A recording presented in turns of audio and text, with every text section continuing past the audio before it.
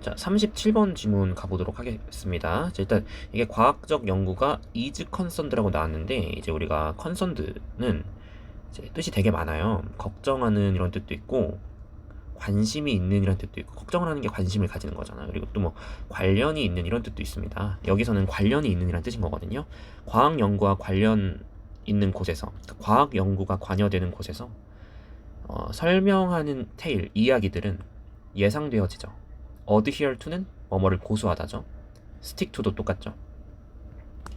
아주 closelly하게 실험적 데이터를 고수하고, 그러니까 과학적 설명은 실험적 데이터를 아주 충실하게 고수하고, illuminate, 밝혀줄 거라고 보는 거야. 규칙적이고 예측 가능한 특징들을 어떤 실험 경험에 있어서. 그러니까 이거죠. 과학이라는 건 굉장히 엄밀할 거고 객관적일 거야. 이게 우리의 생각이라는 거죠. 그쵸? 이게 우리의 생각이에요. 그렇게 보죠. 과학은 객관적인 학문이고 엄밀할 거야.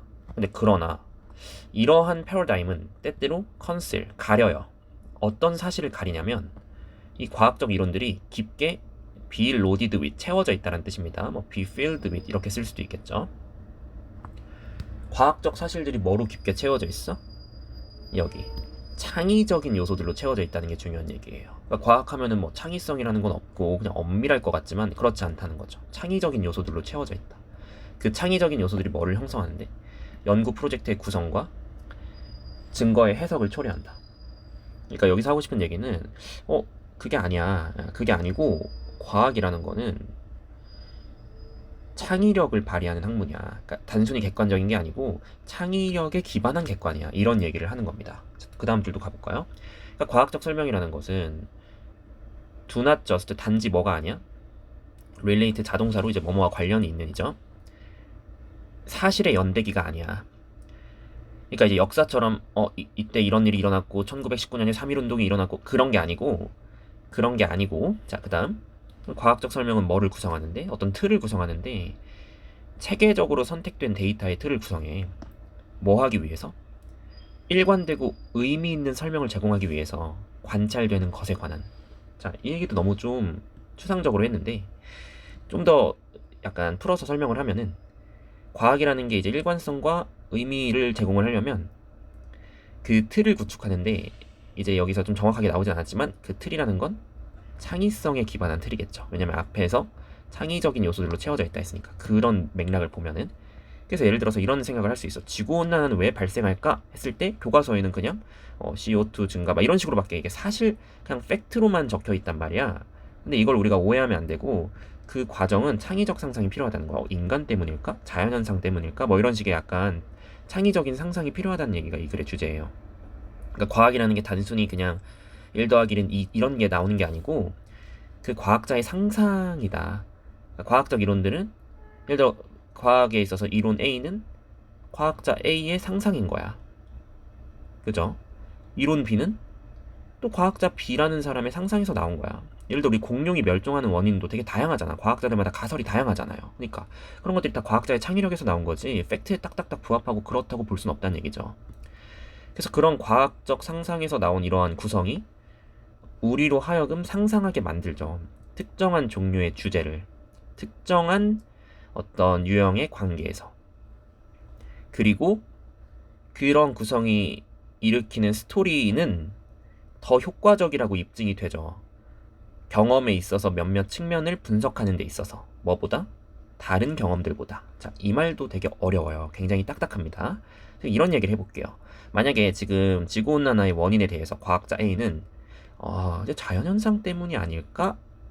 인간 때문이 아닐까? 막 이런 창의적 고민을 하다가 CO2 증가, 즉 인간 때문이다라고 설명을 했다고 쳐봅시다. 과학자 B는 아니야, 태양이 요즘에 활동이 극심하잖아. 그래서 지구온난화가 일어나는 거 아니야? 하면서 자연적 변화로 그 결과를 설명할 수도 있어요. 자, 그러면 과학자 A가 팩트인 겁니까? 과학자 B가 팩트인 겁니까? 그건 우리가 알 수가 없죠. 그러니까 둘 다 팩트인 거고 어쨌든 간에 이 이론은 그냥 과학자 A만의 상상인 거고 이 B라는 사람의 상상인 거야. 그러니까 각 과학자의 창의적 산물이된 거지. 그러니까 이제 과학에 있어서의 어떤 가설이나 이론이나 구성은 각 과학자들이 내세우는 상상에 기반한다는 얘기를 계속 하고 싶은 거예요. 단순한 팩트가 아니라. 이해되죠? 그래서 우리가 창의적인 기업, 그러한 과학적 상상의 창의적인 측면을 네가 무시하잖아. 그리고 treat A as B, 그런 모델과 해석적 설명과 과학의 이론을 단순한 사실로만 대하잖아. 예를 들어서 아, 지구온난화는 CO2 증가지 무조건 이렇게만 보잖아. 사실 태양 활동일 수도 있는 건데, 그러니까 그렇다 최악으로는 그냥 그 모든 현실을 포함하는 팩트로만 보잖아. 여기까지가 과학을 오해하는 과정을 필자가 설명해 준 거예요. 이렇게 하는 게 지금 과학을 오해하는 거다. 그러니까 과학이라는 건 과학자들마다 내세운 이론이 그 창의력의 어떤 방향성에 따라 다양한 이론이 나올 수 있는 건데, 한 이론을 갖다가 이게 사실이야라고 하는 건, 그렇게 되면 우리는 우리 스스로를 블라인드 A to B, 어디에 눈에 멀게 할까, 어디에 이제 못 보게 할까, 블라인드가 눈이 머는 거니까 우리 스스로 주어진 모델의 한계에 대해서 눈이 이제 멀어 있어요. 그러니까 예를 들어서 CO2 증가라고 생각했어, 나는. 그러니까 이 이론에만 맹목적으로 블라인드 되어 있어. 근데 알고 보니까 원인은 태양 활동일 수도 있는 거야. 그러니까 이거 자체가 팩트라고 생각해버리면 더 나은 엘터네이티브를 고려를 못 한다는 거죠. 맞죠? 그리고 당연히 뭐를 실패할까? 잠재성을 주목하는데 실패하겠지. 그 상황을 오해하는 것에 있어서의 어떤 오해할 가능성을 인지하는데 실패하겠죠. 그것이 일이 이제 아픈이라는 형용사가 되지만 잘못이라는 부사도 돼요.